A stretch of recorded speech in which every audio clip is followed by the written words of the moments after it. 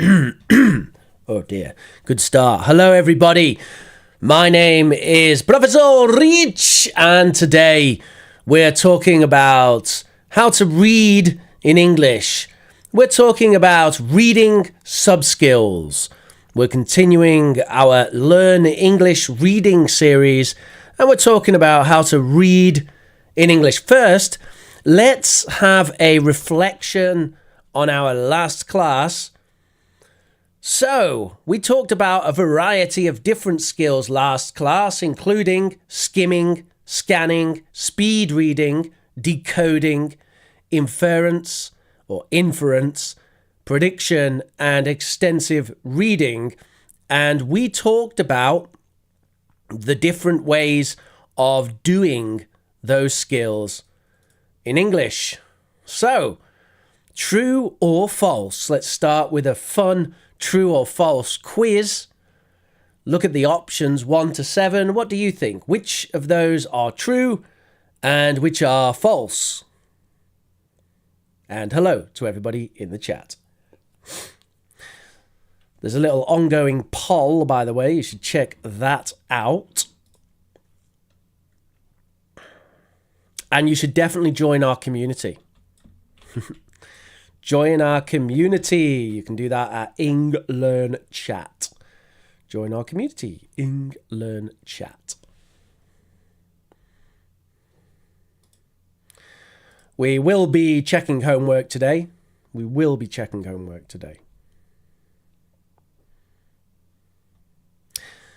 So, what do you think about true or false? Most native readers don't use skimming. Speed reading is a specialist skill, which isn't necessary for many people. Scanning is about finding specific things in a text. Decoding is determining the meaning of words. Inference means using your own opinions to understand a text.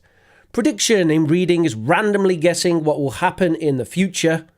And extensive reading is reading a lot as quickly as you can.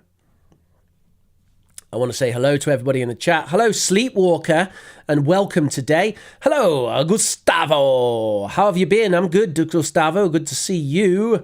Good to see you. What's that new avatar you've got?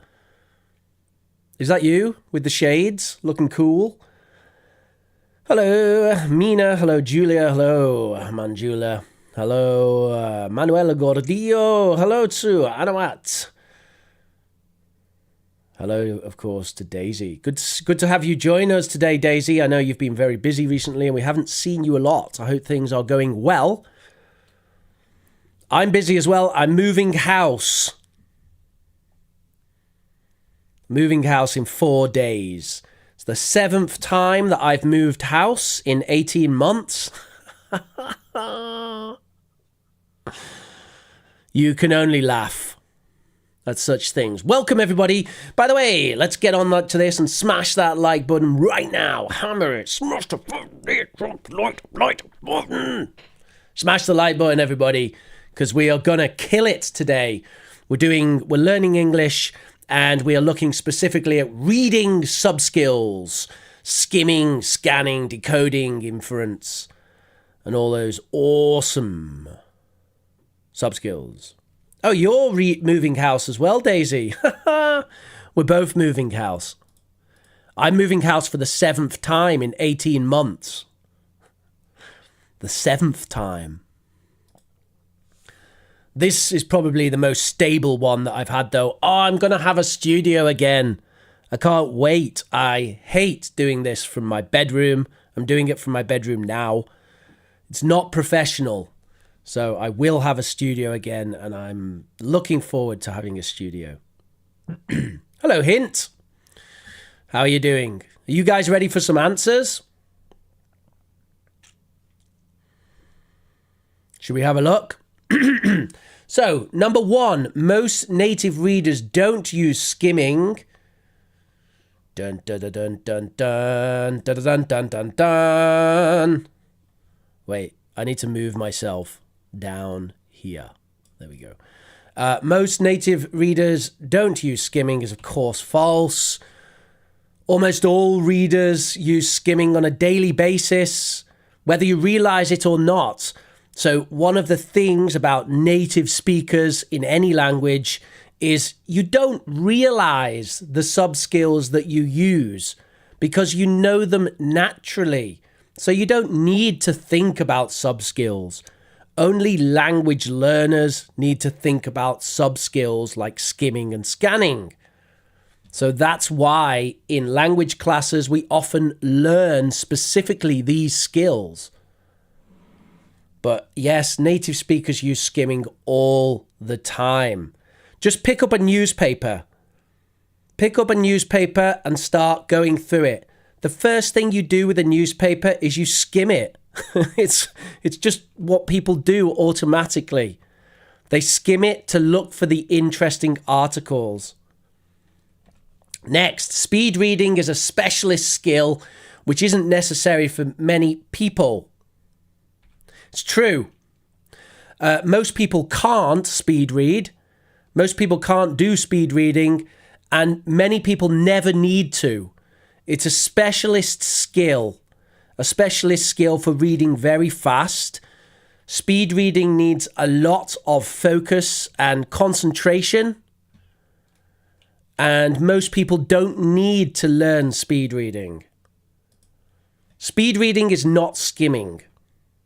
But we talked about that in the last stream about reading in English. So if you missed that and you want to know about speed reading, you need to go and look at the part 1 of this stream. This is part 2. All right, scanning is about finding specific things in a text. That's true. And I have nothing else to say about that. Scanning is when you're looking for something specific. Like, let's say you have an article about how to bake a cake, and you want to know how much flour to use. Then you scan the article to look for where it tells you how much flour to use. That's scanning. All right, number 4, decoding is determining the meaning of the words. Not true. Decoding is the sound spelling relationships. So it's looking at this word here, and we know that it's pronunciation. Pronunciation. That's decoding. It's the sound spelling relationship. Next, inference means using your own opinions to understand a text. Is false. Inference is using information in the text to predict, gain, or understand information which is not in the text. So we're trying to determine truth from things which are not explicit. So if I say, I really, really, really need some water, then you can infer that I'm thirsty. I didn't say that I was thirsty, but you can infer. Hey everybody, do smash that like button right now. Let me make myself super big here. Smash that like button. Smash the like button right now. We've got 11 likes, 35 people watching. Please hit that like button because it draws more people in if everybody hits it at the same time. If you all hit it now at the same time, then YouTube says, yeah, that's good. All right, folks, let's get back to it. Next, prediction in reading is randomly guessing what will happen in the future. No, of course not. It's using the text to make an educated guess. That is to calculate what will come next. Extensive reading is reading a lot as quickly as you can. False. It's not just about reading a lot as quickly as you can. It's about finding fun books, fun texts, which are not too difficult. Because extensive reading is all about making a habit of reading out of class. That's what extensive reading is about. And we talked about that in the last stream. So that was a recap. That was a review of all the things that we talked about in the last stream on reading skills. And now we're going to talk about, I'm going to show you what we're going to do today. I've just realized it's too big for my screen to show you everything we're going to do today. But we'll try. Okay. So here's the plan for today. This is reading skills part 2. And we're going to do a fun quiz, which we've already done. So that's finished. And we're going to practice summarization, practice critical reading. And then we're going to learn about meaning from context, contextual vocabulary acquisition, vocabulary mining or phrase farming, reading fluency, visualization, and adjusting reading speed. So this is part 2 of our reading skills lesson. Hello, Pallavi. How are you doing? And Kat says, what's the poll question? So we can talk about the poll question now. The poll question is, when did you last read a book? And we have a mixture of answers ranging from years ago all the way to today. So well done to you people who read a book today. The last time I read a book actually was days ago. I'm days ago. All right, should we get into this, everybody? So we're going to start looking at summarization. Here's some pictures. Have a look at the pictures. What can you see in the pictures? Tell me in the chat. What do you see? What does this mean? You've got 4 pictures there on the screen. Take a look at them. Smash that like button. And tell me what you think about these pictures in the chat.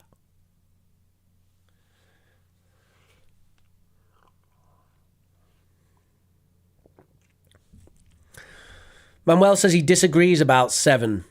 What was that? What's 7, Manuel? What was it? I know what it was.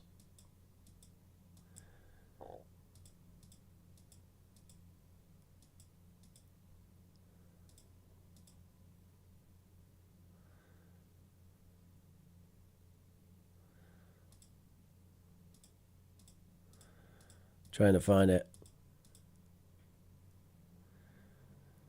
Extensive reading is reading a lot as quickly as you can. Okay, sure. You're too intelligent, Manuel. That's the problem. What's the connection here? The Bermuda Triangle and Stonehenge. Yeah, there's something to do with mysteries. So there's mysterious things about the Bermuda Triangle and Stonehenge, isn't there? What are the mysterious things about the Bermuda Triangle and Stonehenge? What are the mysterious things about the Bermuda Triangle and Stonehenge? And just ignore that. I just realised I'm not here. I'm coming back. Here we go. Hello. What's so mysterious about Stonehenge anyway? Is there anything mysterious about Stonehenge?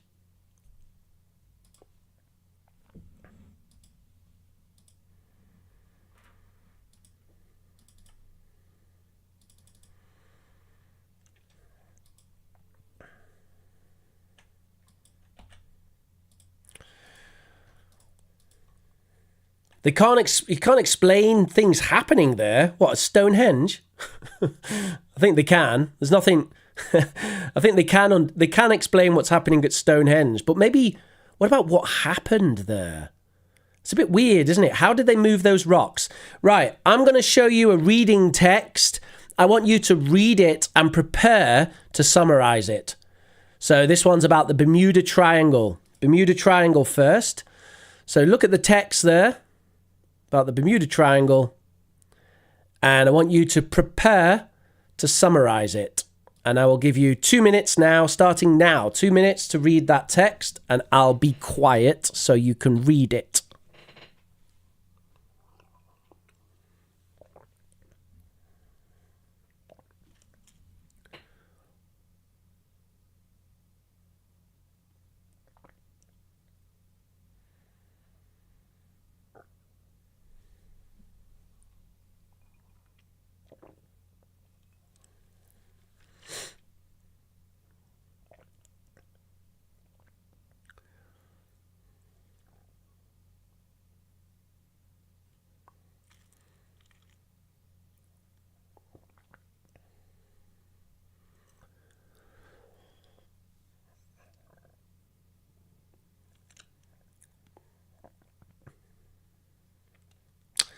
Nadia says, I cannot see the text clearly. That's a really good point, Nadia. So what I'm going to do for people like you who can't see the text clearly is I'm going to make a paste bin.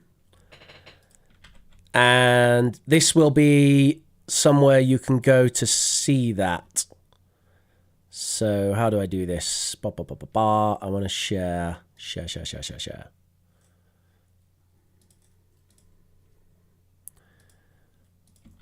Okay. Yeah. All right. So for you guys, this is the Bermuda Triangle text. It's on a paste bin. You can click that link, but don't leave the stream. So if you're on a mobile device, if you click that, it'll take you away. So you need to come back.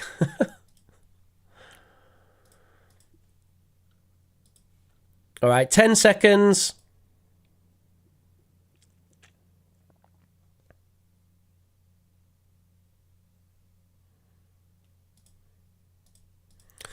Okay, time's up. So what I want you to do now, type in the chat. I want you to summarize the text in less than 30 words. We're practicing the skill of summarization. So I want you to summarize the text in less than 30 words. Summarize the text in less than 30 words.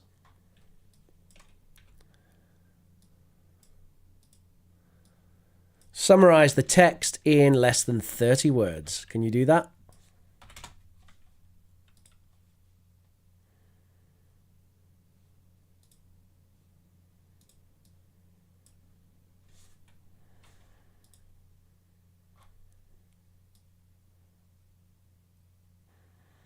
Just give you another 30 seconds to do that.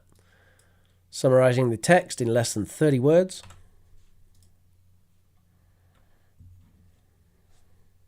This is us practicing the reading sub-skill of summarization. And I'll talk a bit later about why the reading sub-skill of summarization is very useful.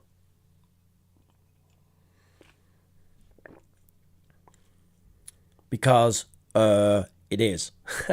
But no, there's some good reasons why. Some good reasons.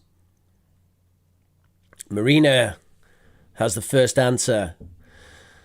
The Bermuda Triangle is a strange area in the Atlantic Ocean. This place is known for many unexplained happenings, but now scientists are trying to explain them with natural things. Nice. Pavia says, the Bermuda Triangle, famed for ship and plane disappearances, sparks theories from magnetic fields to aliens. Scientists attribute these mysteries to storms, currents, and navigation errors.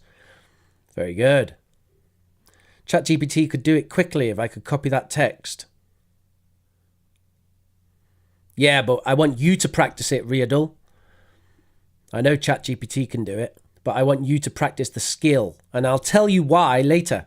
Daisy says many ships have disappeared mysteriously when passing through the Bermuda Triangle, and scientists blame storms, navigation devices, and so on for the mystery.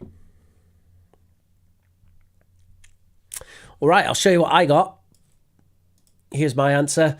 The Bermuda Triangle, located between Florida and Bermuda and Puerto Rico, is notorious for mysterious ship and plane disappearances attributed to natural phenomena, navigational errors, and more exotic theories.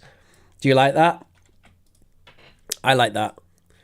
Exotic theories. Sabase. Oh, Sabase theories. We got some Sabase theories here. Sabase. Manuel says, weird situation happens in several parts of the earth. Inexplicable disappearances and sculptures around the world. Manuel, you're supposed to be summarizing about the Bermuda Triangle. Summary writing is challenging for me, says Pallavi, and she didn't do the task. Well, how about you do the task, Pallavi? Hint says Bermuda Triangle is a mysterious thing in the world. This phenomena, for some reason, this phenomena was happening. For example, it could be gravity, aliens, or misnavigation. Okay. Gravity? Was that one of the explanations? Nadia says, honestly, it's really tough for me to summarize the text. Oh, that's a shame. Just try, though. Just try. You can only improve by trying. Asmana says, this mysterious triangle astonished scientists. Some believe in natural elements, but others think weird things are going on. Dreamer says, Bermuda Triangle is a strange area known for many mysterious accidents. Scientists have reasonable explanations. That's great. Anawat says, the Bermuda Triangle, a region in North Atlantic, is known for unexplained disappearances of ships and aircraft. The reason is still unknown. Even though scientists are trying to normalize it as a common thing. I'm not sure that that's accurate, Anawat, to say they are normalizing it. Normalizing means you're making it an everyday thing. I don't think anyone thinks that the Bermuda Triangle is an everyday situation. Even scientists accept that it's weird, but they do have explanations. All right, that's well done, everybody. Let's move on. Let's move on to our next text. And this one's about Stonehenge. I'm going to create a paste bin for people who cannot read that. And for this one, I'm just going to give you 1 minute. 1 minute to take a look and remember what you can and then summarize it. 1 minute. And for those of you who can't read it, it's now in the chat.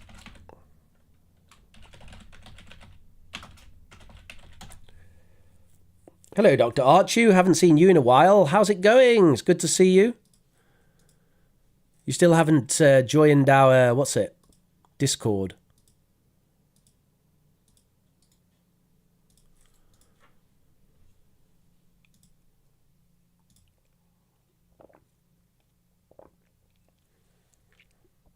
I just want to say hello and welcome to everybody. My name is ProfRich and we're learning English. We are talking about reading sub-skills. And at the moment, we are practicing summarization. Hello to everybody watching. We've just hit a record number of concurrent viewers. Welcome, welcome. Smash that like button. Thank you. All right, so you know what to do. I want you to summarize the text in 30 words or less and put your summarization of the text in the chat. Manuel's on it already. Oh, Dr. Archu says, today I visited the Taj Mahal. That's so amazing. That's really cool, Dr. Archu. Zoya says, why can't I see the text? You can try the paste bin link, Zoya, which I put in the text. I put in the chat.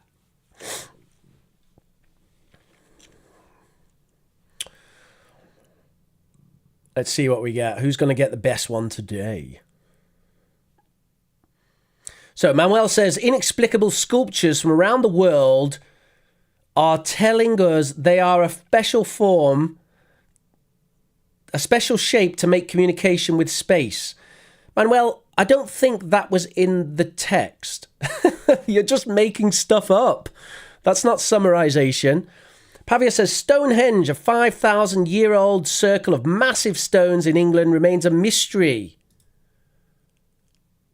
Good. Good. That's good so far. Hang on. In terms of its purpose and construction, that's theories range from sun worship to burial grounds and alignment with astronomy. Sun worship. Yes. Burial grounds. Remains a mystery in terms of its purpose and construction. That's interesting. It's very, very interesting that you use those words, Pavia. I think that's a perfect way of representing it, actually. Does it say that in the actual text, purpose and construction?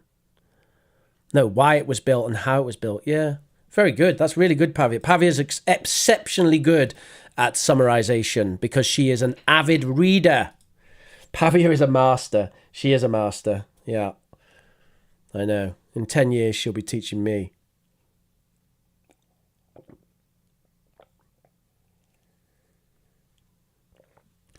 No. It's not speculation, Manuel. She summarized the article. You can say that the article is speculating, but Pavia's summary is good. Sleepwalker says, Stonehenge is a circle of big and heavy stones It's known that they were there for about 5,000 years. Nobody knows how they appeared. It remains a mystery. That's really good, Sleepwalker. And I very much like your use of the passive. It's known that they were there for about 5,000 years. I like that. Good job. Daisy says, Stonehenge has been built. We need the Daisy. Stonehenge was built about 5,000 years ago. It's one of the most popular tourist attractions in England.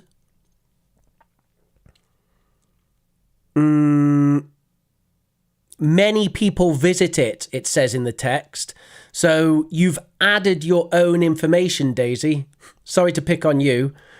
Other people did that as well, but you're not representing the text there. You added something.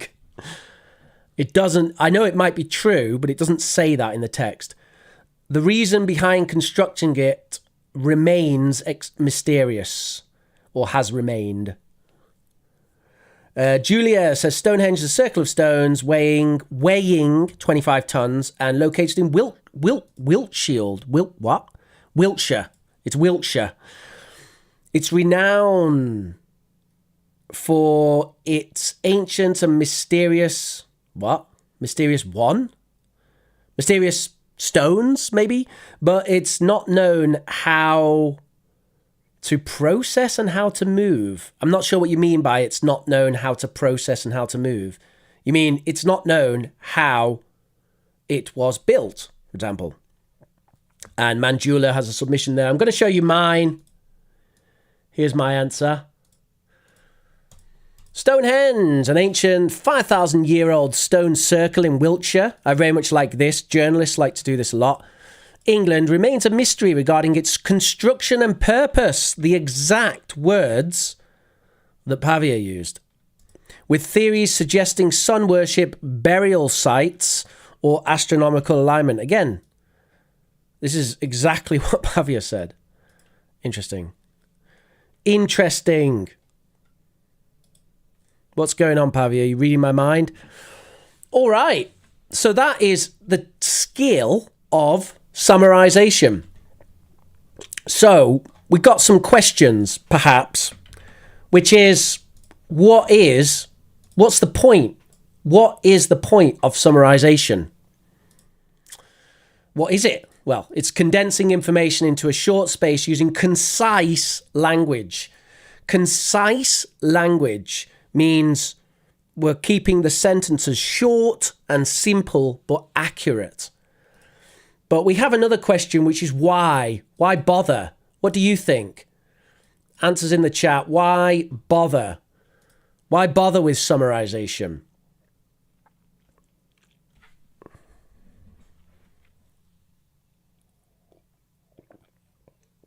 I've already got one, Domenico. Actually, I've got a sweet, milky one. Sweet and milky rather than, what are you having? Bitter and black. Yeah. No, sweet and milky these days when I'm streaming. I have bitter and black during the week, and when I'm streaming at the weekend, sweet and milky. Yeah.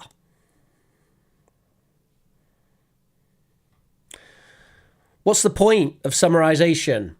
Well, there's a few things. Improves understanding. So by summarizing a text, you actually improve your understanding of the text. It can save time in the future. You don't need to read the text again. It enhances your memory. So by summarizing a text, you increase the possibility that you will remember information in the text. It helps you with studying and it improves your communication skills. So summarization, this is the purpose of doing this skill. It's good. It's really good for study. Really good for study. You don't have to do it with writing. You can do an audio summarization. Okay, let's move on. We're going to move on to our next sub-skill today. We're going to look at a contemporary, modern, a news article from today. So this is a news article, and it starts with number 10 disowns Suella Braverman article attacking police over protests. This is the headline of a newspaper article. I think this was actually the BBC. So it's not a newspaper article, but a news article. Number 10, disowns Suella Braverman article attacking police over protests. And here's the article. I will create a paste bin as well for those of you who can't see the text. Now, what I want you to do is read the article and determine the truth behind the article.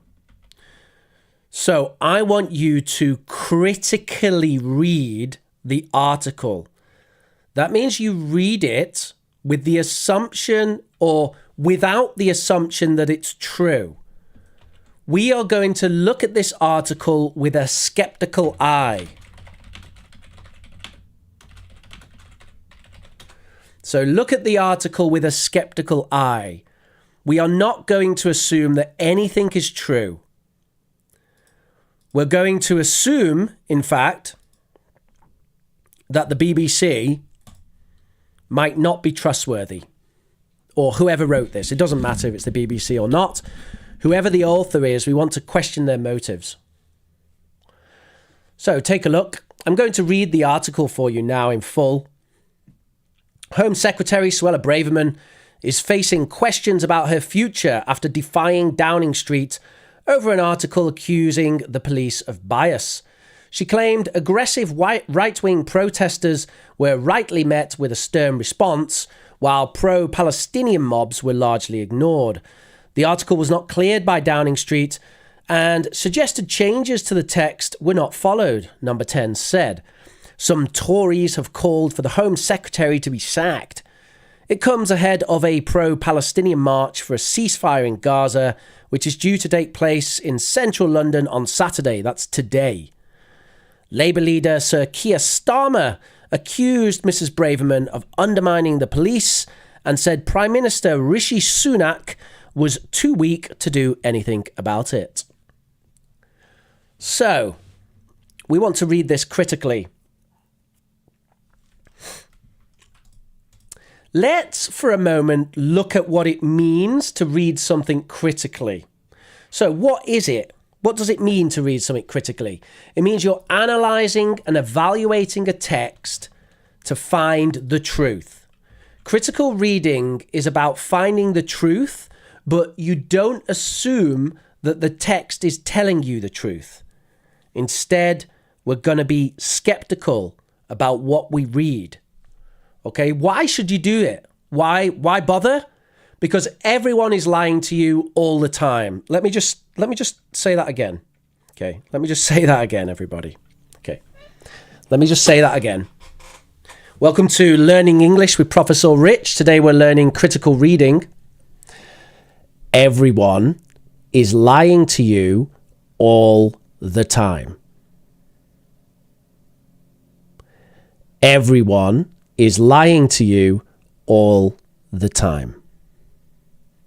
Now, the degree to which people lie to you obviously varies. Sometimes they're lying to you a little bit, and sometimes they're lying to you a lot, right? And when I say everyone, I mean everyone, by the way. So, including me. So, everyone's lying to you all the time. So, we need to be critical. We need to find the truth ourselves. And that's the purpose of critical reading. So, of course, everyone's lying to you all the time. You need to determine which lies are closest to the truth. So it's very important to have a critical eye, to make decisions for yourself to find the truth. So how do you do it? Question the text. That means we make questions about it. Analyze the author's choice of words and evaluate the arguments. So question the text, analyze the choice of words, evaluate the arguments. Let's have a look at the text. So first of all, we might want to think about some questions if we're looking at this text. So, number 10, disowns Suella Braverman article attacking police protests. So, our first question might be, who in number 10 made that decision? right? Because number 10, what does that mean? Is that Rishi Sunak? Is that the cabinet? Is it the press secretary? Is it the media voice piece? That could be all kinds of people, right? Number 10? Number 10 could mean a lot of different people. So who in number 10 makes it? Right, attacking police over protests. Okay. What did Braverman say which attacks the police? Is it really an attack? We need to ask these questions, right? What did she say? I mean, she's written words and they've said attacking the police. Is she actually attacking the police?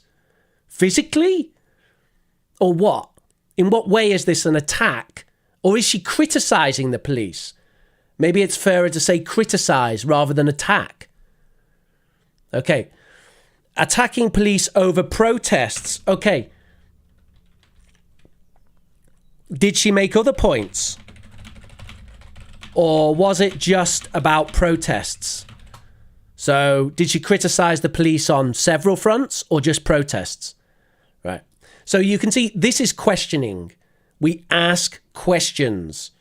We look at what they're saying to us and we ask questions. What's this? What's this? What's this? Who said that? Why did they say it? All right. Okay. So that was questioning. We've also got analyzing the choice of words. So we did a bit of that here where this word attacking, it's a bit dubious, right? Facing question after defying Downing Street, accusing the police of bias, defying Downing Street. I mean, another way of saying that would be Suella Braverman acted independently, but they've put defied Downing Street instead of acting independently. They've said accusing the police of bias, accusing. I mean, is it accusing or did she just say that the police were biased? You know, you notice how these things sound really different. Okay, so question the choice of words and we evaluate the arguments. So we don't really have many arguments here. There is some interesting language though, like some Tories have called for the Home Secretary to be sacked. Who? Some Tories? What does that mean? That could be anyone. Anyway. So the point here, anyway, critical reading, it's really important. Everyone should engage in critical reading. Do not believe anything that you read. All right. Pallavi says it's difficult to understand your speech. Yeah, well, critical reading is an advanced skill. And yeah, it's difficult to talk about in simple terms. Anyway, that's critical reading, folks. We're going to move on. All right, here's a question for you. What is a moo? What's a moo? Does anyone know? What's a... What is it? What's a meow? There's some problem with my internet. When I say the word, for some reason, it sounds like an animal noise. So, what is a... Do you guys know? What's a... All right, let me give you some more information. Live on farms. Live on farms. What is it? Anyone know? What's a... Is this what happens when I have too much coffee? What is it? What is a meow, meow, meow? Let me show you some more information. Meow, meow, meows produce milk. Meow, meow, meows live on farms. Good guess as well, yeah, with chickens. That's a really good one. Meow, meow, meows are big and eat lots of grass. What is a meow, meow, meow, meow? What is it? A meow, meow, meow, meow, meow. It's a cow. Well done, Zoya. Yeah. Woo. It's a cow. How do you know it's a cow? How do you know that a meow, meow, meow, meow, meow is a cow? It's because of this, and this, and this, and this. There's 4 pieces of information which help you to know what a cow is. Live on farms, produce milk, big and eat lots of grass, and we have a picture. This is the skill of meaning from context. Meaning from context is determining the meaning of unknown words or phrases by examining the surrounding text. This is an amazing and very important skill for language learners. It's one of the most important skills for you to learn as a language learner. I'll say that again. It's one of the most important skills for you to learn as a language learner. Why should you do it? Because it improves reading comprehension and fluidity. If you pick up your smartphone every time you see a word you don't understand, then this skill does not improve. The first thing you should do is try to guess and then check. And only check if you have to. If you can continue without checking, don't check. Because improving your meaning from context, that is flexing the meaning from context muscle, that's more important. It's more important than picking up your smartphone every 5 minutes. Manjula says, I have to go study. All right, Manjula, catch up later. Do check it out. What is fluidity?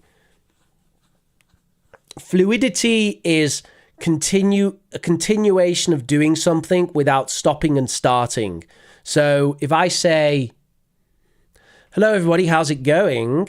That is fluid versus, hello, everybody, how is it going? That's not very fluid. So how do you do it?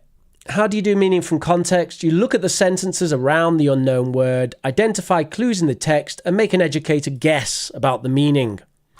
And that is exactly what we did here with cows. The word there is cows, obviously. And we guessed the meaning of the word from context. I'm not going to practice meaning from context more in this stream because I do it all the time on this channel. So if you want to know more about meaning from context, go check out my other lessons on that subject. Okay, let's move on. We're going to talk about contextual vocabulary acquisition.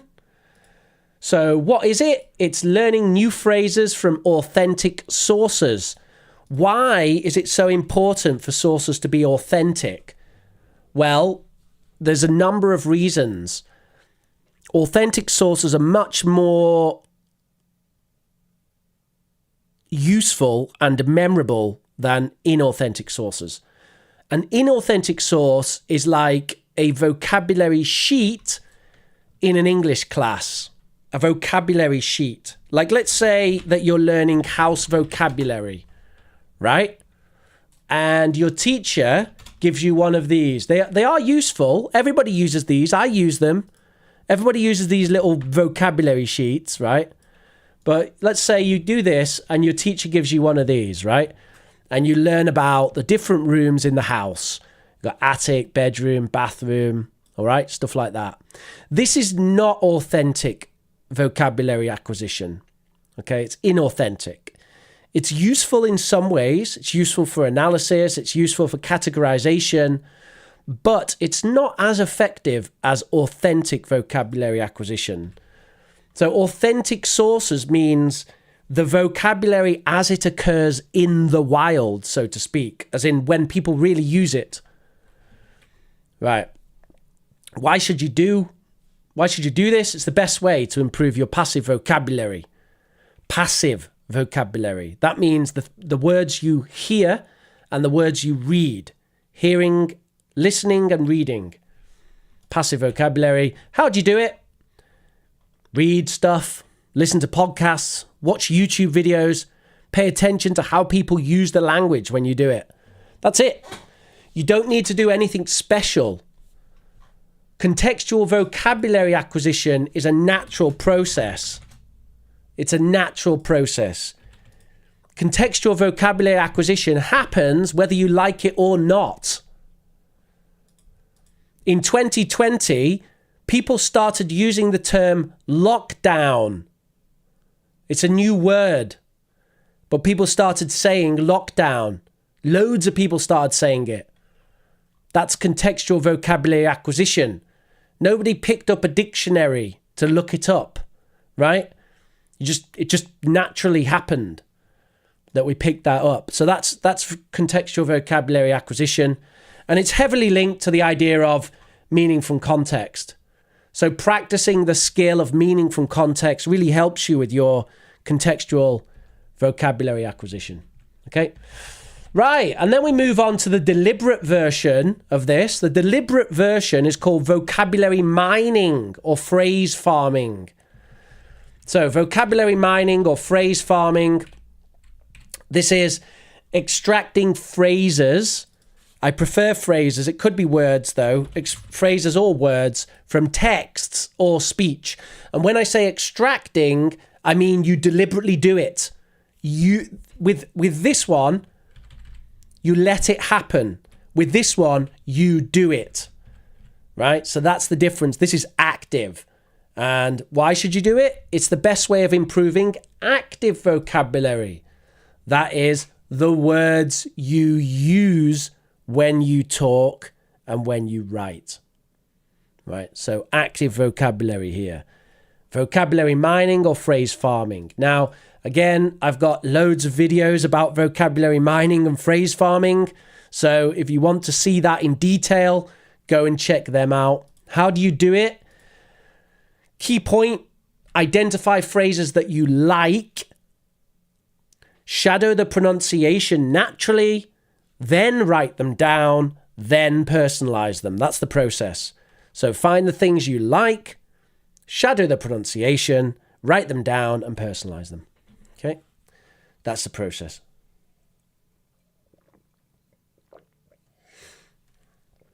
Yep, that's right, Maria. To really do critical thinking, critical analysis, you do need to check their sources. Fluidity. Yeah, I was talking about the fluid. Yeah, that's exactly right, Daisy. Fluidity, we were talking about the speaking fluidity. Well done. All right, great. So that's vocabulary mining, phrase farming. Reading fluency. What's reading fluency? We got onto it now. Fluidity of reading. What is reading fluency? It's the ability to read smoothly and accurately with proper expression and comprehension. So smooth reading. This is why it's important not to check your smartphone every time you see a word you don't understand, because it will damage your reading fluency. How do you improve it? Extensive reading. I've talked about extensive reading a lot. I spoke about extensive reading in part 1 of our reading skills, learning English reading skills. So check out part 1. And I talk about how to improve, how to do extensive reading. Extensive reading should be fun. If it's not fun, it's not extensive reading. Or at least interesting. Fun or interesting. So extensive reading should be fun or interesting. That's how you improve your reading fluency. And by the way, you can do this in your own language, right? You'll notice it. So if you're Spanish and you stop reading and you haven't read a book in 3 years, then when you first pick up a book, you'll notice it's very difficult. Like, it's like you read one page and you're like, oh God, I'm bored. I need a coffee. I need to go outside. I need the toilet, right? It's like you can't read for like longer than a minute because it's so like, oh, I've had enough, right? But then if you pick up the habit of reading and you find interesting and fun books, your reading fluency in your native language increases. It's the same in English. Reading fluency. All right, moving on, we've got visualization. Visualization's a useful skill, creating mental images to understand what you're reading. I bet that Pavia is all over this, if she's still here. Spontaneous means fluidity. No, I would say that fluidity is related to spontaneity, but fluidity means there's a flow, like a natural flow that continues. But spontaneous means that something happens dunk, without a delay and without provocation, really. Things happen spontaneously without something else pushing to make it happen. Why should you do visualization? It helps with comprehension and memory. And if you read stories, visualization often happens quite naturally. How to do it? As you read, pause, imagine the scene, imagine the character, imagine the settings. Pretty simple. You could describe the picture if you wanted. I've got some images in my head that I remember from years ago when I was reading books. I remember the forest from The Lord of the Rings. When they first get in the forest and the Wraith riders, whatever, like ride by and they hide by the log and the smell of the moss and all this. I remember that quite vividly. Although I'm not keen on Tolkien's writing. It's too extensive for me. But yeah, I've got quite a vivid image of the forest, the first forest that they go through in Lord of the Rings. All right, and finally, I think this is finally, is it? Yeah, finally we've got adjusting reading speed as modifying how fast you read based on the text. So again, this is a sub-skill that everyone uses naturally, but it can be useful to be conscious of your reading speed. And you need to adjust the speed. Like you can read faster when information is unimportant or easy to understand, and then read slower when information is more important, more interesting, or it's more difficult to understand. So adjusting reading speed is an important part of reading, and you have to realize that horses for courses. That means there are different times for different reading speeds. When you're studying something at university and you're reading a concept which is very difficult, you might have to reread the same paragraph 10 times and then talk about it and then do all kinds, right? That's more like intensive reading. But if you're reading something extensively for fun, then maybe you can read a lot quicker and you can kind of enjoy the process. You almost let the words naturally come into you without kind of stressing too much about it. So adjusting reading speed. It's good to be aware of that. It's a natural skill. Everybody uses it. Great. So that's our reading lesson for the day, folks. We are going to go through homework. I think actually before we go through homework, I thought I'll start the questions and answers now, and then we'll do homework after this. So does anyone have any questions about learning English or about the stream from today? And then after this, we'll check homework. Also, you can download the notes. You can download the notes from today right there. So I'm taking questions. Questions about learning English. Yeah, I totally agree with using ChatGPT for learning a language. I think it's super useful. I think it's incredibly powerful. And I think it's important to know the correct way of using ChatGPT to learn a language. And I've got a stream on that. I've got a stream on that subject. So Marina, you should check it out. It's that one. I've posted it in the chat. Learn English with ChatGPT. There is a right and a wrong day for doing it. What days do you stream? Wednesdays and Saturdays, but this Wednesday there's no stream. This Wednesday, no stream. But normally I stream on Wednesday at 3 p.m, Saturday 2 p.m. UK. That's UK time. UK is now GMT.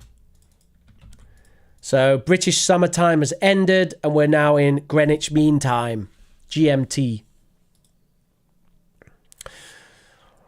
Is reading poems good for improving? Okay, well, the important question, Sleepwalker, is do you enjoy poems? If you enjoy poems, then they can be a really nice way of engaging with the language. Let's talk about poems in English. Okay, we'll characterize them a little bit. The important thing is that with poems, you're practicing skills like interpretation and intensive reading, okay, and sophisticated lexis. So this is key with poems, that you have to realize the language that you meet in poems is unlikely to be the most common language. Instead, it's kind of more specific vocabulary. But if you enjoy poems, they can be a great way of engaging with the language. Even better if you have a friend who you can talk to in English about the poem, right? And I did do a stream on this ages ago. If you go on the channel, have a look at the live section, and you'll find there's a stream about poems somewhere. Actually, maybe it's Oxford Online English where we did it. Anyway, there's a lovely poem, a poem that I like quite a lot. It's called Vultures.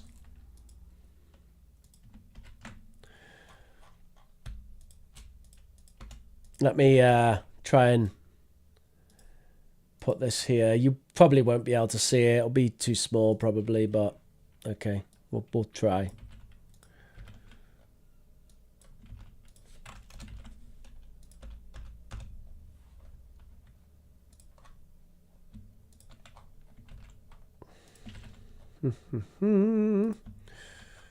Okay. So yeah, I like this poem quite a lot, I have to say. It's an English poem. I don't particularly like the poet, by the way. I'm not a big fan of the poet, and particularly I'm not a big fan of the things that this poet has said. Separate the art from the artist, I guess. But yeah, I like this one. In the greyness and drizzle of one despondent dawn, unstirred by harbingers of sunbreak, a vulture perching high on broken bones of a dead tree, nestled close to his mate, his smooth, bashed-in head, a pebble on a stem rooted in a dump of gross feathers, inclined affectionately to hers. Yesterday they picked the eyes of a swollen corpse in a waterlogged trench and ate the things in its bowel. Full gorged they chose their roost, keeping the hollowed remnant in easy range of cold, telescopic eyes. Strange, indeed, how love in other ways, so particular, will pick a corner in that charnel house, tidy it, and coil up there, perhaps, even fall asleep, her face turned to the wall. Thus, the commandant at Belsen, camp going home for the day, with fumes of human roast clinging rebelliously to his hairy nostrils, will stop at the wayside sweet shop and pick up a chocolate for his tender offspring, waiting at home for daddy's return. Praise bounteous providence, if you will, that grants even an ogre a tiny glowworm tenderness encapsulated in icy caverns of a cruel heart, or else despair. For in the very germ of that kindred love is lodged the perpetuity of evil. Yeah, love that poem a lot. A lot of very interesting imagery. I think the poem itself is represented very well by the yin-yang symbol. It's the idea that everything good has something bad in it, and everything bad has something good in it. So that's why we have the image of the vultures in love with each other, and the commandant at Belsen, that is a concentration camp where they've been burning people alive he goes to the sweet shop and buys some chocolate for his kids. The point being that even the commandant at Belsen has room for love in his heart.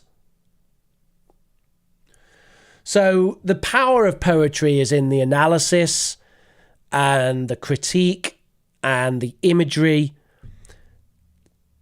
The vocabulary also, but remember that we're talking about very fancy vocabulary, right? Like bounteous providence, which, by the way, basically means God, right? I've never, ever heard anyone use bounteous providence before or after this, but he's basically saying God. A tiny glowworm tenderness. Okay, interesting imagery.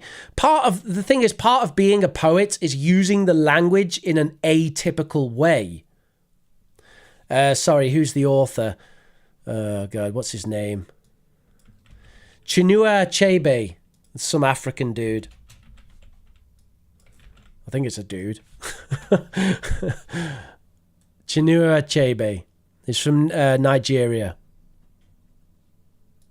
But he's obviously got an excellent level of English. I'm pretty sure he's a native. Sort of claims to be Nigerian, but wouldn't be surprised if he went to a international school.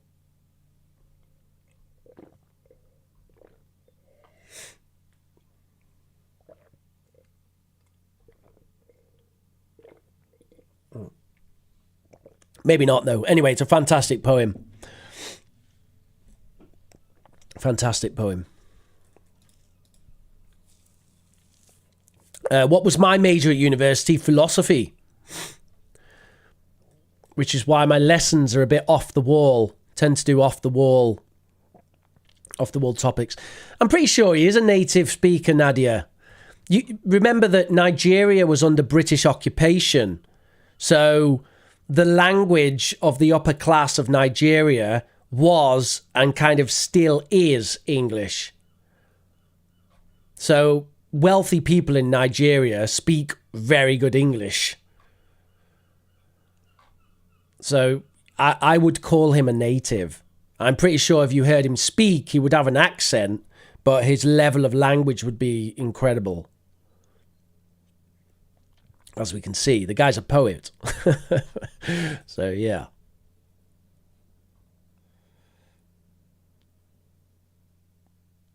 Right, what other questions do we have?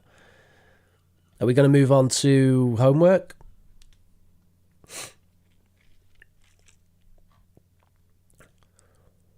Anawat says, ebook versus real book. Which do you prefer? Real book for a variety of reasons. I think that a real book is like the wine glass for the wine. Why is it that wine tastes better from a wine glass? Why is it that words read better from a real book? I don't know. But they do. And you're talking to a technophile. I'm a technophile. That means I love technology.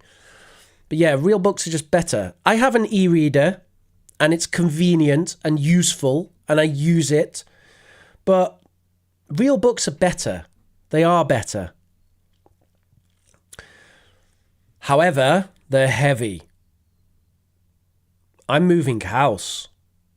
I've got like 3 big boxes of books. Oh my God, they are heavy. Really heavy. Really heavy.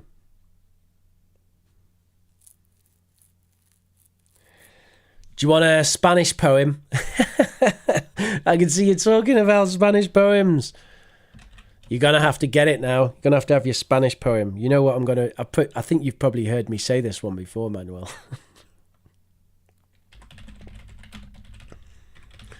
I don't care. I'm going to say it again.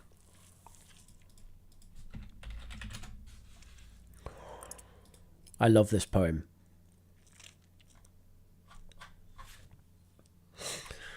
This is my favorite Spanish poem. It's called Noche oscura del alma.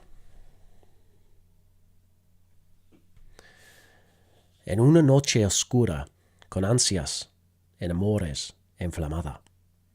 Oh dichosa ventura, salí sin ser notada, estando ya mi casa sosegada. A oscuras y segura, por la secreta escalada. Sorry, not escalada, escala, disfrazada. Oh dichosa ventura, a oscuras y encelada, estando ya mi casa sosegada. En la noche dichosa, en secreto, que nadie me veía, ni yo miraba cosa, sin otra luz y guía, sino la que en el corazón ardía. A cuesta me guiaba, más cierto que la luz del mediodía, a donde me esperaba. ¿Quién? Yo bien me sabía, en parte donde nadie parecía. Okay, I'm going to stop there because most people don't understand what I'm talking about. But that is Noche Oscura de Alma, and it's by San Juan de la Cruz, Christian mystic and contemplative. Brilliant. It's a poem about finding God, by the way. It's a poem about finding God. You can find English translations of it. Julia, you can see the Discord chat. It's a pinned message up above.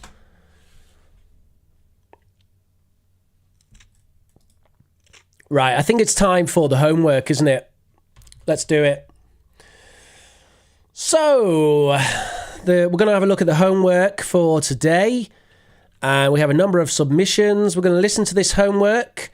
While we listen to the homework, I will type a few things, some interesting things, good things, bad things. The homework was about sub-skills from part 1 of our stream. And let me make a little thing here. Something like that. And we'll go, oh, I like that. Nice. Tasty. And stuff we can approve.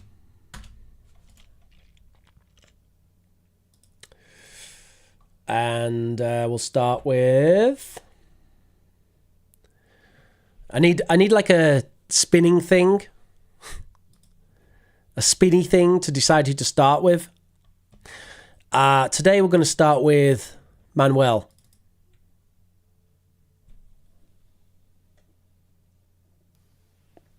Hello, everybody. Good afternoon, good evening, and good morning. We are talking about this day about the homework. The teacher is talking the skill of reading. Well, I have my own method. My own method is scanning, and quick reading. Why? Because I always say that if you understand 70% of the book, it's so easy. You need to don't understand nearly the 50%, but you catch the plot. For example, screening and scanning quickly will be, for example, every week morning, I'll keep up to the tower at the Granite Peak. There are windows all around, and I can see mile and mile the forest hill. Easily. What does it mean? It means that we are talking about, for example, the daily. It's so easy. But for another hand, for example, it's very isolating to be an expedition doctor. I spent 11 months in the mountain working toward understanding and the psychology of sending human and from Mars, where is in the Arctic and Antarctic. That's talking about the people who live in the astrophysics. But you have a quick gaze, and then you try to understand the word. But my own method is reading. And when you are tired, start from the scratch, reading. And about all, if you can listen at the same time, is the better.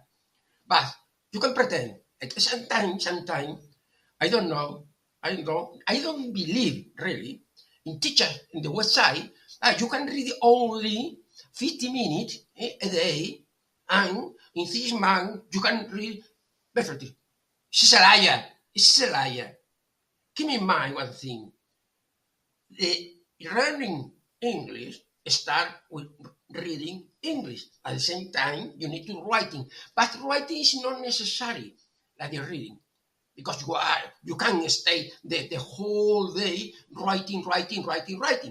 It's a skill, okay. But the more difficult about the skill, we are talking about the reading, is understand, get the plot.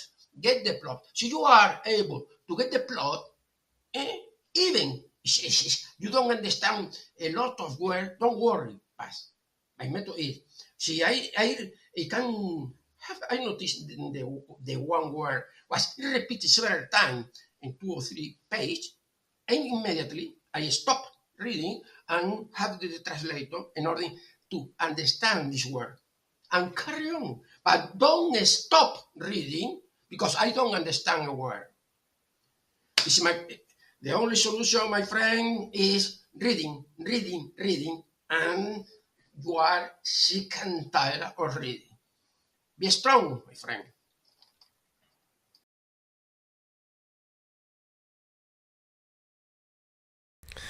Wonderful. All right. Thank you very much, Manuel. It was absolutely brilliant. You take a quick look and then you try to understand the words. Agreed. The only solution, my friend, is reading until you're sick and tired of reading. Very good. Excellent.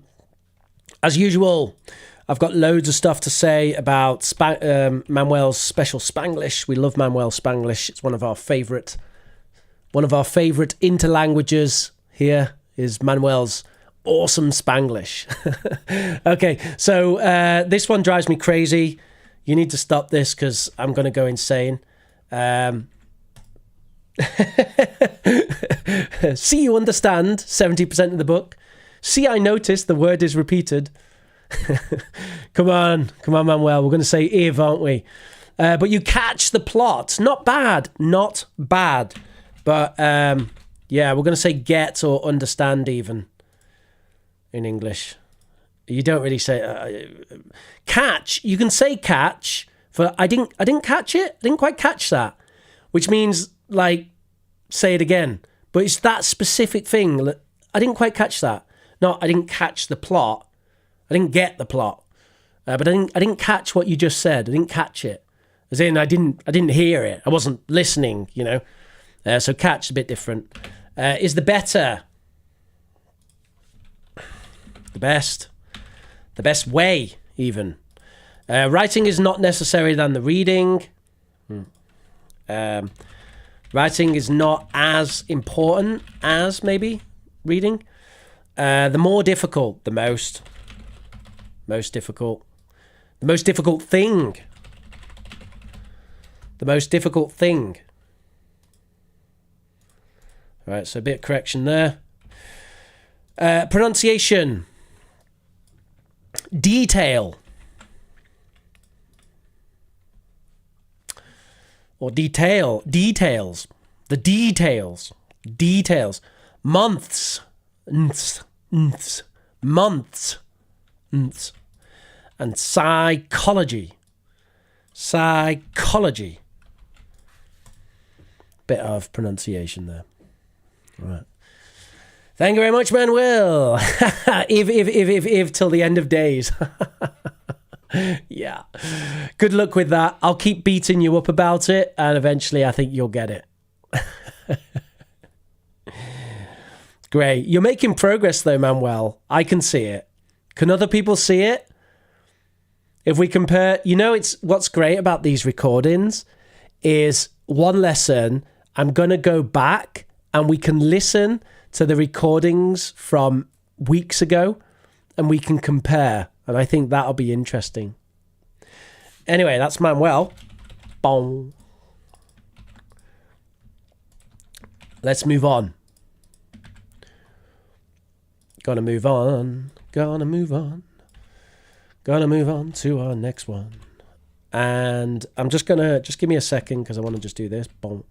3, 4, 5, 6, 7. I think we got 7 people today. So that was Manuel. Who's next? I've got so many people today that I need to mark them when I do them so I know who's done. All right, Elena. Hello everyone. This is a very important skill, reading. One of the famous German poets said, "Reading educates one." We confront heroes who are courageous, noble, and overcome obstacles. One would like to take an example from them. I've chosen, firstly, the sub-skill of extensive reading. The extensive reading implies that we choose easy and interesting books and enjoy reading them. It depends also on the level we know the foreign language. From my experience, I can say that I have often chosen books using this strategy. So I bought Jane Eyre in adapted version because it's one of my favorite novels. And then I saw this novel in original version and bought it also to learn how Charlotte Bronte wrote it originally. I also have 2 books, Treasure Island by Robert Louis Stevenson. I must confess, I haven't read Treasure Island yet, either in Russian or in English. I think this sub-skill helps learn useful phrases and improve an English level. Scanning is the second sub-skill I've chosen. We use scanning when we search for specific information. We don't need to read the whole text. I use scanning when I help some school children do their homework. 2 weeks ago, I used scanning to find some necessary information about one character from the game Silent Hill 2.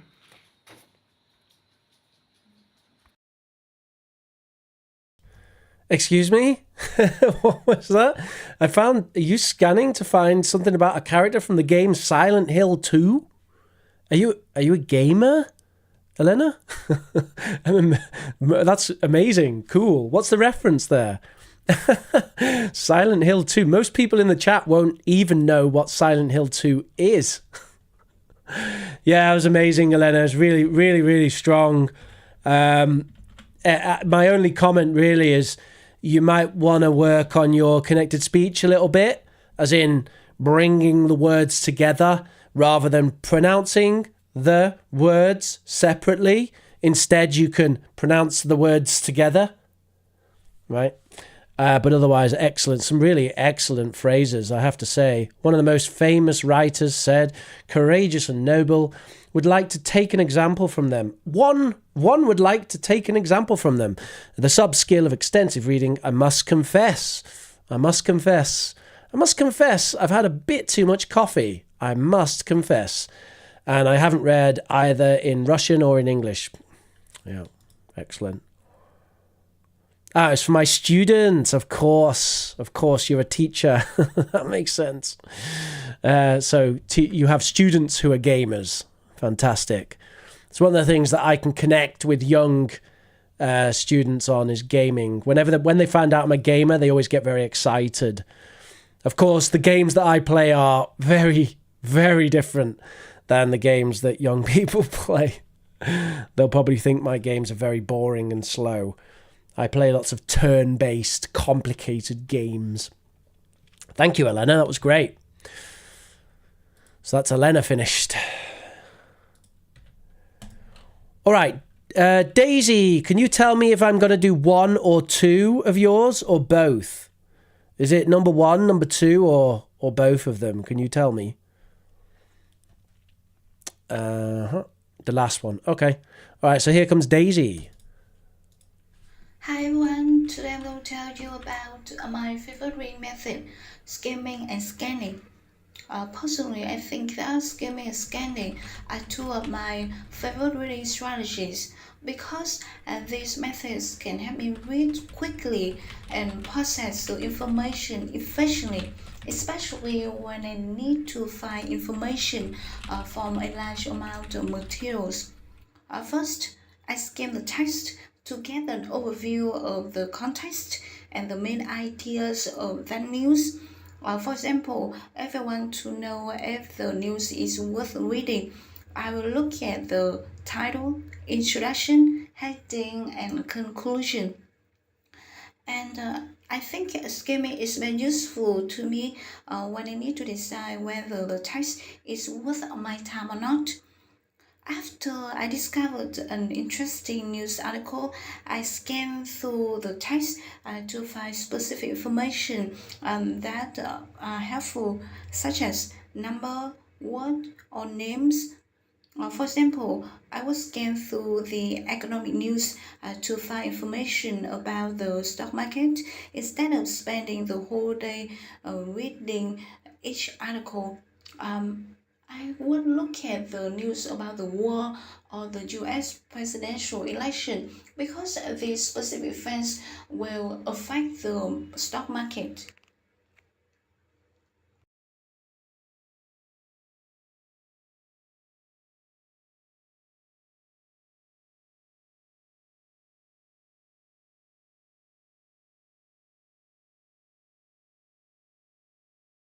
Hello, hello, hello.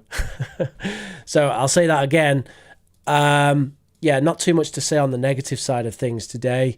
Very, in general, super clear pronunciation. Normally, what I moan about with Daisy or Zdaisy is pronunciation, but today is not too much to say about that. There were a few words where we could talk about the consonants at the end, but it's I think we're seeing a vast improvement in that particular area with Daisy. And just some excellent vocabulary and phrases, really. Two of my favourite reading strategies, processing information efficiently. So we can see a lot of really strong collocations like reading strategies and processing information efficiently. Worth reading, definitely decide whether it's worth my time or not. Is it worth my time? Is it worth reading? I love stuff like that. It's really good. So lots of strong stuff there, and some... also a very good contextual example of when to use skimming. I think the news, determining what news is worth reading, it is an ideal example which I think people can relate to, because everybody uses skimming when it comes to the news, because there's so much nonsense that you don't need to read. Right, so brilliant. I don't have any further comments about that. Excellent, good work, Daisy. Thank you very much. And we're moving on. Julia. From the outset, let me share with the topic of powerful reading. By the way, Julia, happy birthday. Congratulations on finally reaching 19 years old. You have your whole life ahead of you. And yeah, I don't know what else to say. Happy birthday, and it's lovely to have you in our community. One of the finest contributors to our community, and definitely a candidate to be a moderator. If you'd like to take that responsibility, let me know, and I'll make you a moderator, because you're always here, and you're sensibly minded, and a strong contributor to our community. Constantly telling people to smash that like button as well, which is obviously awesome. Okay, let's listen. There is a spectrum of belief that reading is a form of learning adaptively, with a lifelong journey, undoubtedly. All the evidence suggests that reading is a powerful adaptively, how it forms our brain, how to acquire new languages and expression. All our educative vocabulary comes from powerful reading. Instant gratification is quote and unquote not the right technique for our exaggerated readers. To be honest, I'm not an avid reader and reading is my Achilles heel. However, I'm convinced that doing a myriad of reading as well as listening helps in acquiring languages and enhancing our vocabularies. Reading and listening are inextricably linked with each other, and reading is the best way to vocabulary mining and expanding. It is generally believed that it has two receptive skills such as skimming and scanning. There are pros and cons in skimming. Pros are efficient overview, time saving, reduce cognitive load and improve recall. Cons are limited depth, ineffective for complex tests, and lack of context. Let me juxtapose between pros and cons of scanning. Pros are precision, time efficient for specific queries, and effective for review. Cons are limited context, missing important details, and ineffective for comprehensive understanding. In determining which technique outweighs the other, it largely depends on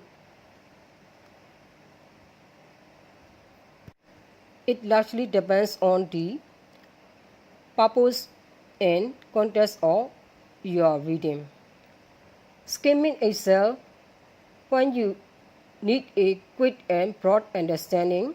On the flip side, scanning is superior when you have a specific question. In most cases, skimming is more versatile and widely applicable. Therefore, skimming generally outweighs scanning for its broader utility.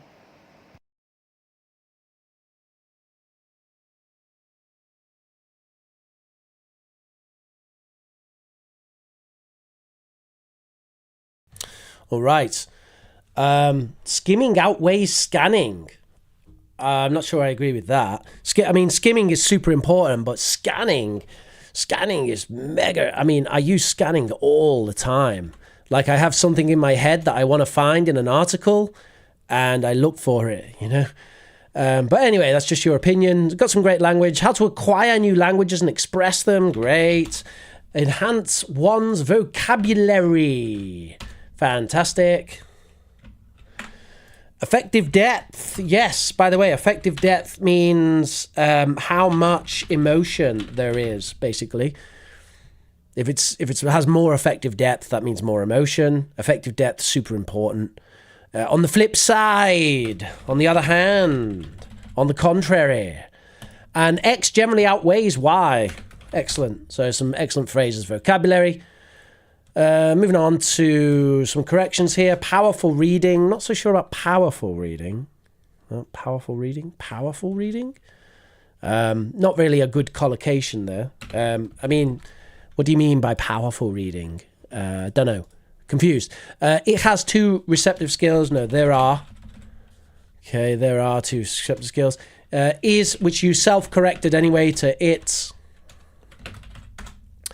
So good stuff there. And then mainly we've got this pronunciation. So there, the, rather than you said there with the d. So we want the sound, the. It's probably, you need to see me. Look at my tongue.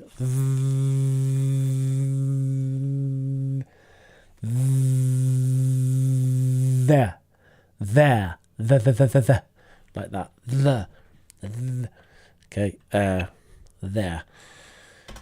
And some other words with this. We got another, the, another, there, the, etc. Okay, enough of that. Pronunciation. Achilles heel. Achilles heel. Achilles heel. And then here, contextual, textual, contextual.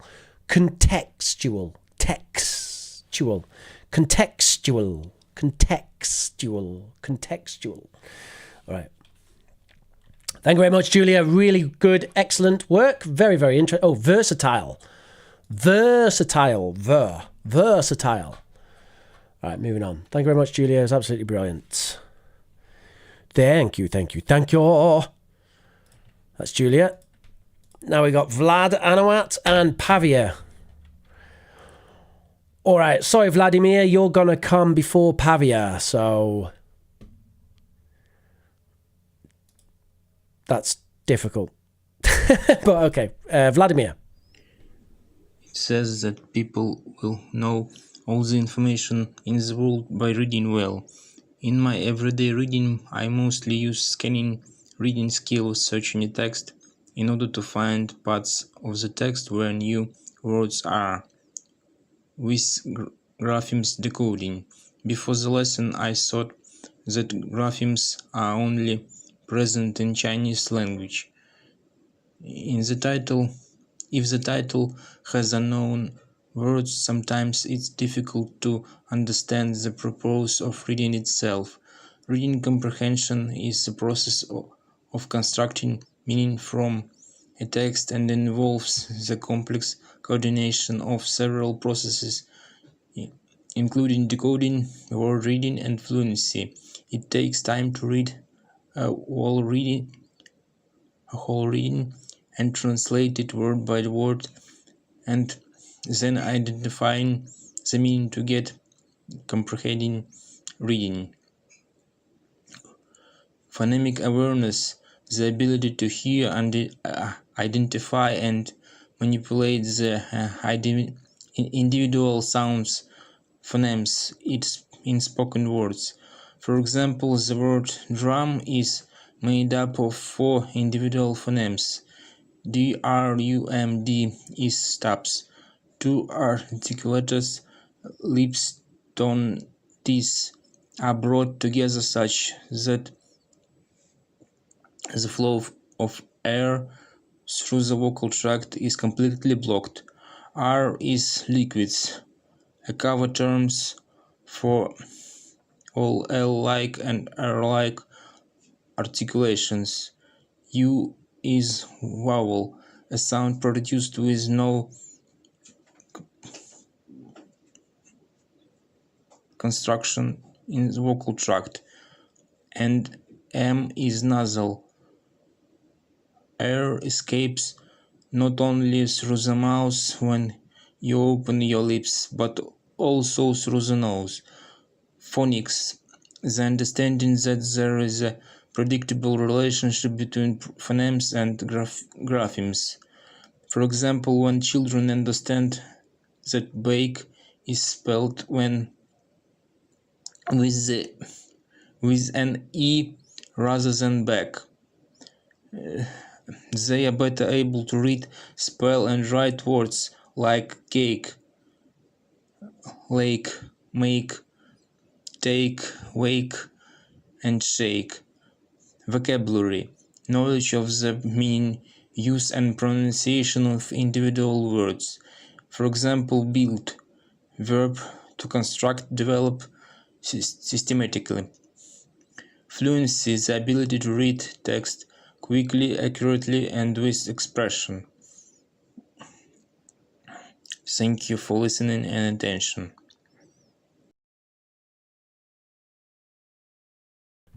All right, thank you very much, Vladimir.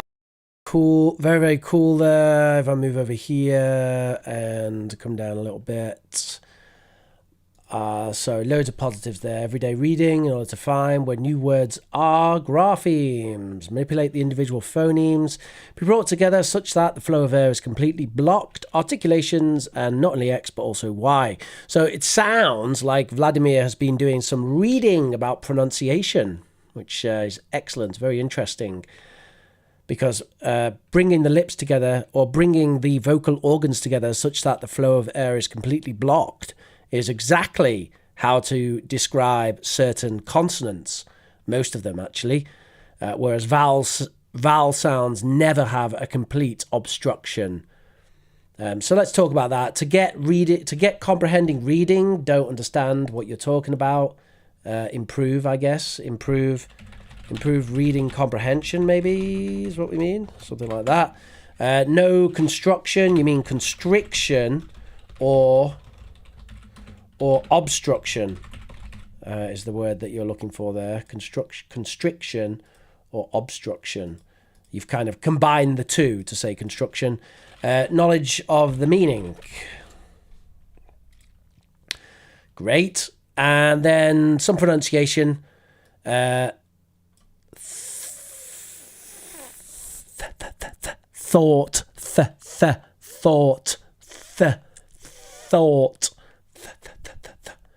Thought, not sought. Sought. I sought it was good. I thought it was good. Thought. Purpose. Phonemes. Phonemes. And produced. Purpose, phonemes, and produced. Excellent work, Vladimir. Really cool. Really good. Some great information there, by the way. And I think you're also someone where we're seeing a lot of improvement in the way that you speak. A lot of improvement. Fantastic. Great job there. Really interesting.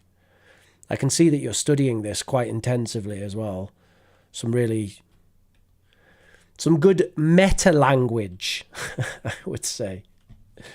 Yeah. I'm of the belief that only English has the th sound. No. Loads of languages have it. Spanish, for one. Spanish has it. Cerveza.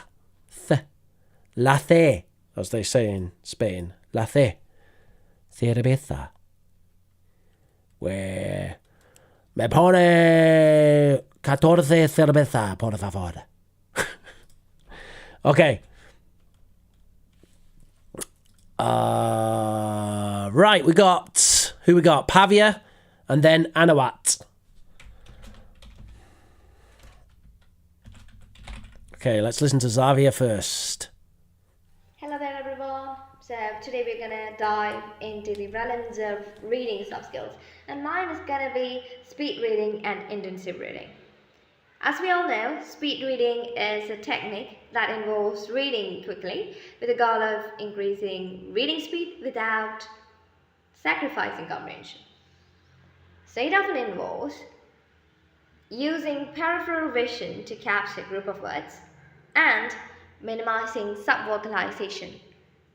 And what is this subvocalization? It's just pronouncing words in your head. One of the beneficial things about speed reading is that it had helped me many a times for my test preparations and exams. You know, as a literature student, I have to cover extensive reading materials, so speed reading proved really good in efficiently going through guides, textbooks, and other academic contents. Now, speaking about intensive reading, it's a focused, detailed approach to reading that involves a thorough examination of text. It concentrates on understanding specific details, then overall meaning of text, and different nuances. I find this reading technique terribly useful as it paves a way for deeper understanding, then vocabulary expansion, language proficiency, and overall enhanced concentration. I generally make use of this technique for literary analysis, where we interpret literary works, explore its themes, symbolisms, and character development in depth. Let's say it's something like reading between the lines. Thank you, everyone.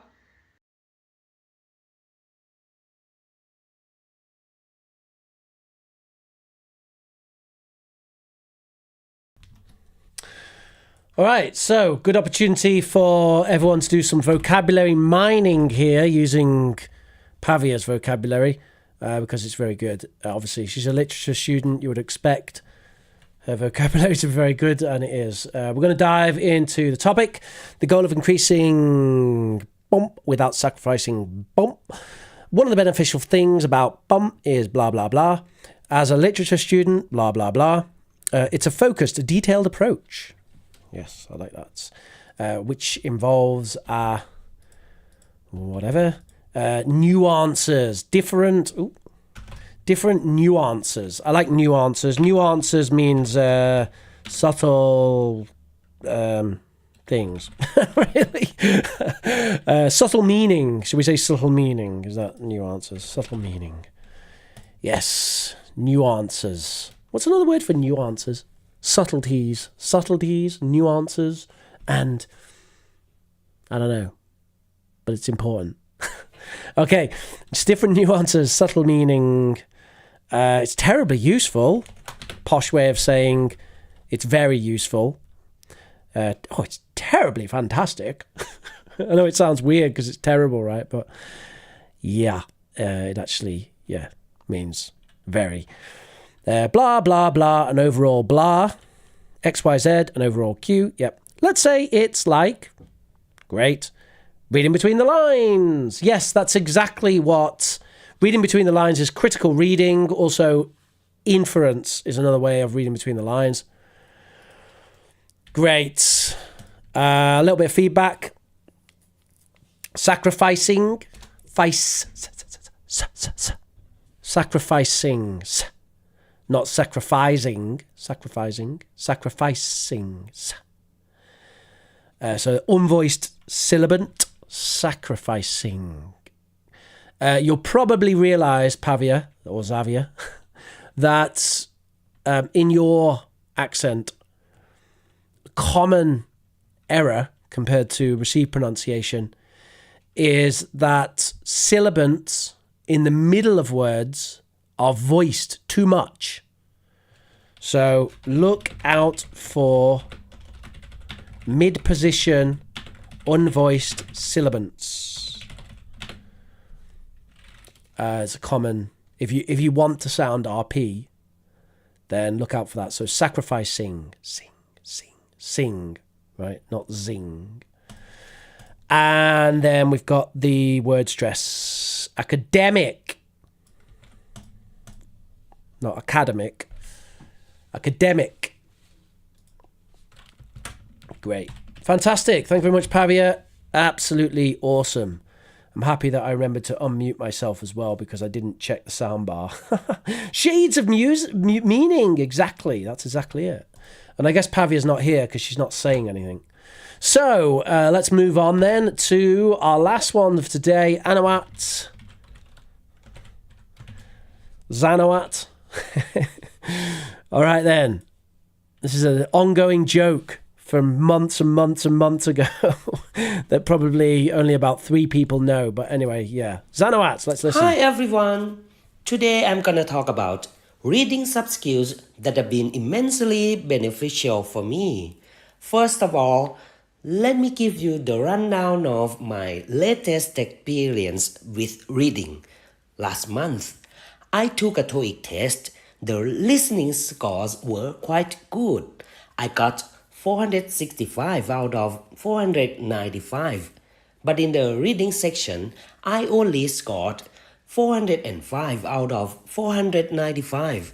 And that's below my expectations, especially in part 7, reading comprehension. For the last 3 passages, I didn't even have a chance to read them. I ran out of time. To add insult to injury, my reading speed is as fast as a snail's pace. So, I think if I could adopt the reading sub-skills of skimming and inference, it would be helpful for me to improve my reading scores next time. Firstly, skimming involves quickly glancing through a passage to get a general idea of its content. In the TOEIC exam, by using skimming skills, I can rapidly identify key information such as main ideas, topic sentences, and overall themes. This enables me to allocate my time more effectively and focus on the questions that require a deeper understanding. Secondly, inference is the ability to deduce information that is not obviously stated in the text. In the TOEIC exam, Questions often require the reader to draw a conclusion based on the facts and details from the passage, and the answer may not be directly stated but can be derived from the text. For example, what does Miss Daisy mean when she writes, "I have to work on Saturday"? Can you believe it? Or, who is most likely Mr. Manuel? The answers to these questions are usually not stated directly. I have to practice careful reading and choose the best answer using the provided information. Overall, the combination of skimming and inference will be a powerful strategy in my next TOEIC exam. These skills not only enhance my efficiency in reading comprehension but also boost my confidence in handling complex passages and extracting key information. Thanks for listening.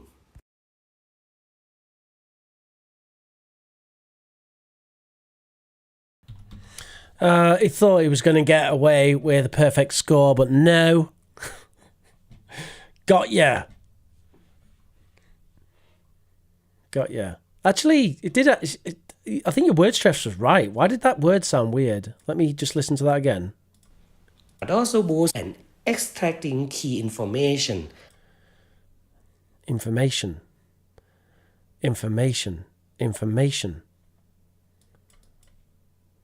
Extracting key information. Thanks. May. It's May. A. Yeah. Okay. So it's the diphthong thing that in English. Let's just get this right. Home. No, I don't know. It sounded weird. It sounded a little bit weird. Just a little bit. I'm being super picky. But yeah, it was just a little bit off there with the pronunciation there for some reason. Maybe it's because it sounded like this, information, rather than a. Information. May. A.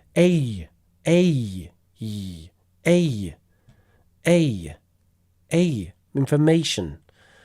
A. Information.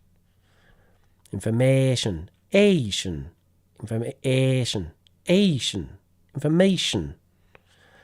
Anyway, don't just forget it. What am I talking about? Okay. It was really good, Zanawat. Well done.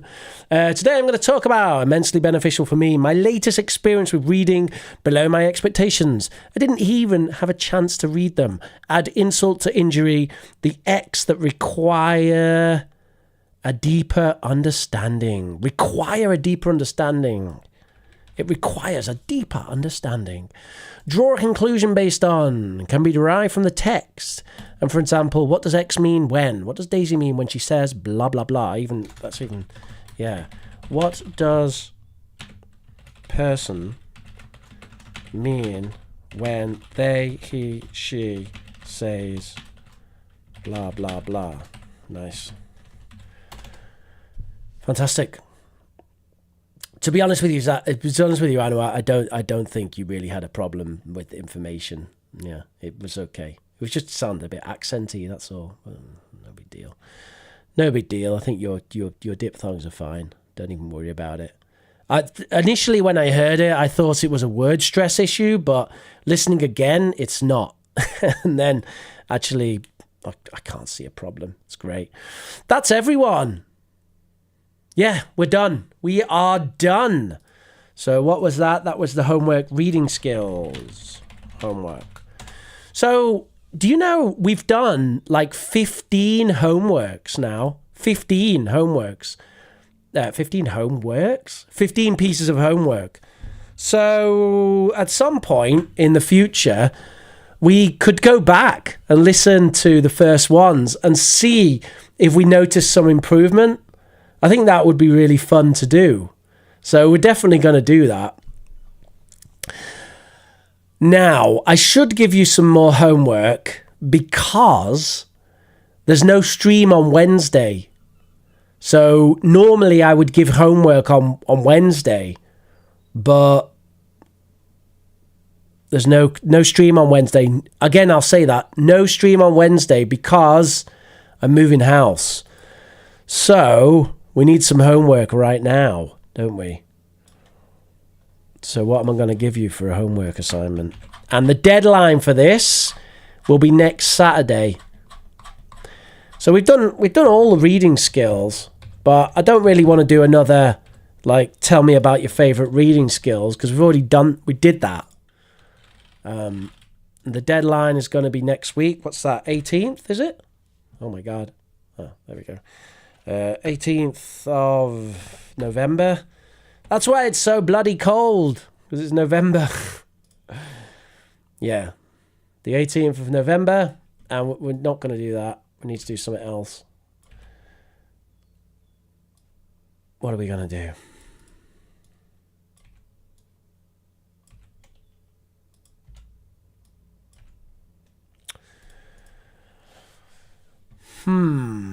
What could be interesting here? You might want to move on from reading, right, to something else. Yeah. Should we do that? Should we move away from reading?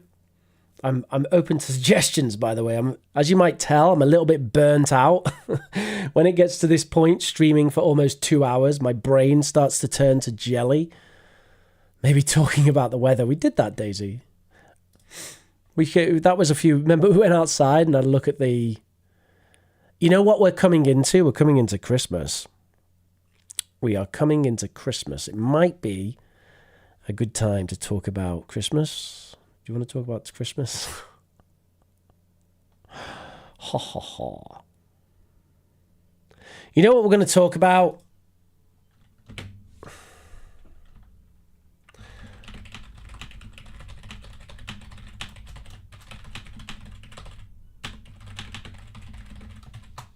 What's your favourite topic which ProfRich has never done a lesson on? Record yourself talking for 2 minutes and send the audio to me on our chat server.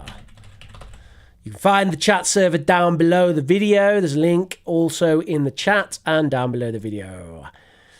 And you should, or you could, I'm going to say you could this time, you could consider different areas of English like vocabulary and grammar.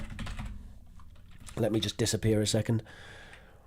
Or you could consider different contexts of using English, like giving opinions, etc.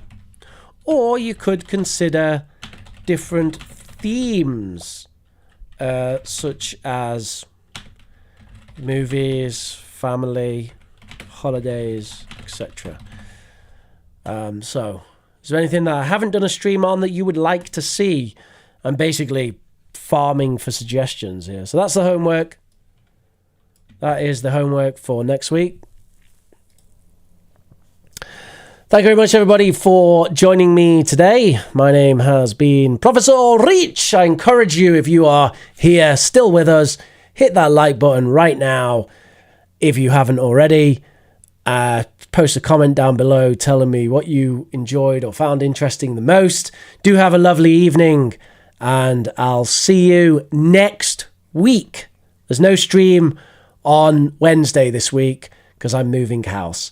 So I'll see you next week. Thank you very much, and I will catch ya later. Thank you very much, everybody. And I can't find the button now to stop the stream. Ha ha. Bye-bye now. Have a